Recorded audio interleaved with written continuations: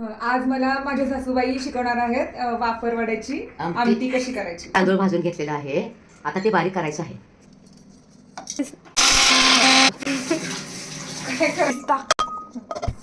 डाळ तांदूळ वाटून घेतला आहे, ते आता थोडंसं भिजत टाकायचं, नंतर ते फोडणीला घालायचं.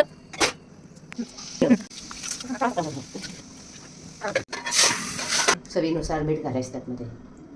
डाळ भिजत घातलेली आहे, ते आता बारीक करून घ्यायची आहे गॅरी करून. जाड करायचे नाही.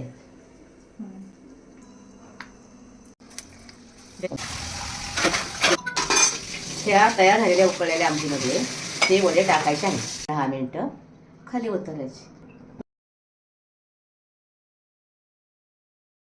आई खरंच खूप छान झाली भाजी.